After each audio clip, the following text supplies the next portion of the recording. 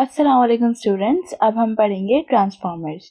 Transformers एक तरीके की इलेक्ट्रिकल डिवाइस है जो कि उसमें जो भी वोल्टेज सप्लाई किया जाता है उसको कम या ज़्यादा कर सकती है। ये जो डिवाइस है वो म्यूचुअल इंडक्शन के प्रिंसिपल पे काम करती है। अब जैसे म्यूचुअल इंडक्शन क्या होती है कि हमारे पास यहाँ पर एक आयरन कोर होता है, इस तरीके से एक मटेरियल मौजूद होता है जो कि आयरन का बना होता है, ठीक है।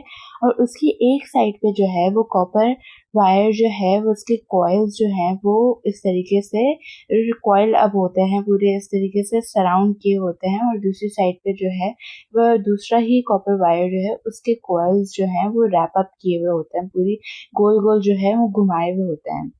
अब जो है हमारे पास एक जो पहला कॉइल होता है उसे हम कहते हैं प्राइमरी कॉइल, जिसमें हम ऑल्टरनेटिंग करंट जो है वो सप्लाई करते हैं। यानी हम इस कॉइल को हम करंट सप्लाई करते हैं और उसकी रेजिस्टेंस को वैरी करते हुए हम करंट को ऊपर नीचे करते रहते हैं। और उसकी वजह से जब करंट ऊपर नीचे होता है तो उसके अंदर जब जैसे ही आपको पता होगा, जैसे मैंने पहले भी समझाया था कि अगर किसी कंडक्टर में से अगर करंट गुजरता है तो जब करंट ऊपर नीचे होता है तो उस करंट के वेरिएशन की वजह से उसके अंदर एक मैग्नेटिक फील्ड जनरेट हो रही होती है। अब वो जो मैग्नेटिक फील्ड जो जनरेट हो रही होती है वो ट्रैवल करके दूसरी जो कॉइल होगा उसमें से जब गुजरेगी तो उसके अंदर जो करंट प्रोड्यूस होगा उसे कहते हैं म्यूचुअल इंडक्शन। यानी मैग्नेटिक फील्ड की वजह से एक कॉइल के अंदर मैग्नेटिक फील्ड होने की वजह से जो दूसरी कॉइल में हमारे पास करंट प्रोड्यूस हो, ईएमएफ प्रोड्यूस हो, तो उसे कहते हैं म्यूचुअल इंडक्शन।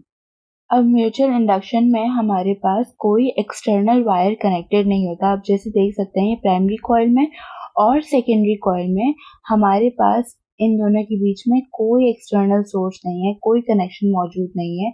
ये मैग्नेटिकली कनेक्टेड होते हैं एक दूसरे से। और इस चेंज इन मैग्नेटिक फ्लक्स की वजह से एक कॉइल से दूसरे कॉइल में हमारे पास करंट प्रोड्यूस हो रहा होता है। तो इसका एग्जैक्ट फिनोमेना क्या है? सबसे पहले ये कि हमारे पास एक प्राइमरी कॉइल है, ठीक है। अब इसमें से हम करंट इसको सप्लाई करते हैं और इस करंट को हम चेंज करते रहते हैं। पॉजिटिव और नेगेटिव ये टर्मिनल्स हैं और इस करंट को हम वैरी करते रहते हैं क्योंकि इसकी रेजिस्टेंस इस वायर में जो है वो हम चेंज करते रहते हैं। तो उससे इसका जो करंट है टोटल वो ऊपर नीचे होता रहता है। उस चेंज इन करंट की वजह से ये इस कॉइल के अंदर हमारी एक मैग्नेटिक फ्लक्स जो है वो प्रोड्यूस होता है, एक मैग्नेटिक फील्ड प्रोड्यूस होती है। अब जब वो मैग्नेटिक फील्ड जब प्रोड्यूस होती है तो उसका जो फ्लक्स होता है, जो मैग्नेटिक फील्ड लाइंस इस कॉइल के बीच में मौजूद होती हैं, उनका जो नंबर जब चेंज होता रहता है, क्योंकि ज़ाहिर बात है हमारे पास करंट भी चेंज हो रहा है तो हमारी मैग्नेटिक फील्ड स्ट्रेंथ भी चेंज होती रहेगी। अब जब मैग्नेटिक फील्ड हमारे पास चेंज होती रहेगी तो हमारे पास इस कॉइल के अंदर एक और ईएमएफ प्रोड्यूस होगी, यानी एक और करंट प्रोड्यूस होगा जो कि लेंस लॉ के हिसाब से उसका डायरेक्शन जो है उल्टी तरफ होगा। जो कि मैंने आपको पिछली वीडियोस में भी समझाया था कि लेंस लॉ के हिसाब से अगर कोई मैग्नेटिक फ्लक्स जब करंट प्रोड्यूस करता है किसी कॉइल में तो उसका डायरेक्शन जो है वो उल्टी तरफ होता है उस करंट के जो मैग्नेटिक फील्ड को प्रोड्यूस करता है ओरिजिनली, उसके ऑपोजिट डायरेक्शन होता है। इस वजह से जो प्रोड्यूस होने वाली ईएमएफ होगी उसे कहेंगे हम बैक ईएमएफ, क्योंकि उसका डायरेक्शन जो है वो ऑपोजिट होता है। फैराडे लॉज के हिसाब से हमारे पास कॉइल में प्रोड्यूस होने वाली ईएमएफ बराबर होती है जो कॉइल में जितने भी नंबर ऑफ लूप्स होते हैं, यानी एनपी। ये जो प्राइमरी कॉइल है तो हम डिनोट करेंगे उसे number of coils in the primary coil, ठीक है। तो एन जो है वो हमारे पास नंबर ऑफ कॉइल्स को डिनोट करता है। और फिर उसके बाद rate of change of flux in time, यानी हमारे पास टाइम के हिसाब से इसके अंदर से गुजरने वाली जो इलेक्ट्रिक फील्ड लाइंस हैं उनका जो नंबर है वो कितना चेंज होता रहता है इतने टाइम में, वो डिनोट करता है फ्लक्स ओवर टाइम पे। यानी हमारी ईएमएफ जो बैक ईएमएफ जो हमारी प्रोड्यूस होगी इसमें से करंट इसमें से जो इलेक्ट्रिक फील्ड लाइंस गुजरेंगी, मैग्नेटिक फील्ड लाइंस जो गुजरेंगी, उससे जो हमारी हमारा जो करंट प्रोड्यूस होगा या ईएमएफ प्रोड्यूस जो होगी उसका डायरेक्शन हमारे पास नेगेटिव होगा और बराबर होगा फैराडेज लॉ के हिसाब से in number of coils rate of magnetic flux change in time. ठीक है, अब चूंकि जब हमारे पास इस कॉइल में रेजिस्टेंस ना होने के बराबर होगी तो हमारी ईएमएफ जो बैक ईएमएफ जो हमारी प्रोड्यूस होगी वो उसी के बराबर होगी जो हम वोल्टेज यहाँ पर प्राइमरी कॉइल को सप्लाई करेंगे। तो हम सिंपली बैक ईएमएफ को नेगेटिव डिनोट कर देते हैं। तो हमारी जब नेगेटिव साइन दूसरी साइड पे जाता है तो हमारे पास पूरी टर्म प्राइमरी कॉइल की जो वोल्टेज होगा वो डिनोट होगा पॉजिटिव टर्म से, that is number of loops in the coil rate of change पर टाइम। ठीक है, तो क्योंकि हमारे पास यहाँ पर वोल्टेज प्रोड्यूस हो रहा है जिसकी वजह से जब वोल्टेज प्रोड्यूस होता है, जब पोटेंशियल डिफरेंस प्रोड्यूस होता है, उसी वजह से तो हमारा करंट प्रोड्यूस होता है। और क्योंकि पोटेंशियल डिफरेंस होगा तभी तो हमारे पास करंट मूव कर पाएगा। तो हमारे पास जो बैक ईएमएफ प्रोड्यूस हो रही है उसे हम डिनोट करते हैं वोल्टेज के हिसाब से। अब यहाँ पर जो हमारे पास इलेक्ट्रिक मैग्नेटिक फील्ड लाइंस जो प्रोड्यूस हो रही हैं वो ट्रैवल करके जाएंगी आयरन कोर की मदद से सेकेंडरी कॉइल में। अब जब सेकेंडरी कॉइल में जब हमारे पास मैग्नेटिक फील्ड लाइंस जाएंगी, उनका जो rate of change of flux है उसकी वजह से हमारे पास सेकेंडरी कॉइल में भी जो है वो ईएमएफ प्रोड्यूस हो जाएगी। ईएमएफ का मतलब है वोल्टेज या वो फोर्स जो कि करंट को मूव करवाती है।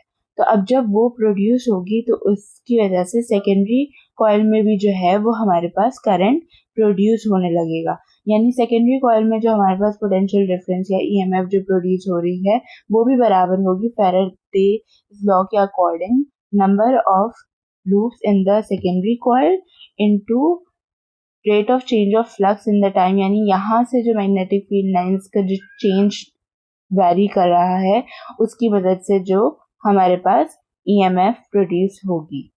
ठीक है, फिर जब हम सेकेंडरी कॉइल के वोल्टेज को हम प्राइमरी कॉइल के वोल्टेज से डिवाइड कर देते हैं तो हमारे पास रेशो बराबर आ जाता है सेकेंडरी कॉइल के लूप से और प्राइमरी ओवर प्राइमरी कॉइल के लूप से। यानी हमारे पास जो वोल्टेज है ये आपस में इस तरीके से रेशो बना लेते हैं। यानी जितना ज़्यादा हमारे पास प्राइमरी में वोल्टेज होगा वो डिपेंड करता है हमारे पास उसी के नंबर ऑफ कॉइल्स पर। यानी प्राइमरी कॉइल्स पर हमारे पास जितने लूप्स होंगे उतना ज़्यादा हमारे पास वोल्टेज होगा, और इसी तरीके से हमारे पास सेकेंडरी कॉइल में जितने लूप्स होंगे उतना ज़्यादा जो है वो हमारे पास सेकेंडरी कॉइल में वोल्टेज निकलेगा।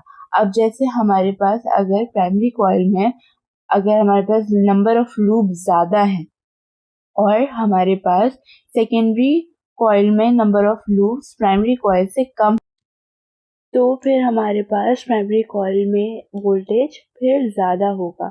और चूँकि फिर हमारे पास सेकेंडरी कॉइल में हमारे पास नंबर ऑफ लूप्स कम है तो यहाँ का वोल्टेज जब इसमें ट्रांसफ़र होगा तो सेकेंडरी कॉइल से जो हमारे पास रिजल्टेंट वोल्टेज होगा वो हमारे पास कम हो जाएगा, स्टेप डाउन वोल्टेज हो जाएगा, हमारे पास ट्रांसफॉर्म होके वो कम हो जाएगा। इसी तरीके से अगर हमारे पास प्राइमरी कॉइल में हमारे पास नंबर ऑफ लूप्स कम है सेकेंडरी कॉइल से, यानी सेकेंडरी कॉइल में हमारे पास नंबर ऑफ लूप ज़्यादा है और प्राइमरी कॉइल में हमारे पास नंबर ऑफ लूप्स कम है, तो यहाँ पर हम प्राइमरी कॉइल में हमें कम वोल्टेज सप्लाई करना पड़ेगा।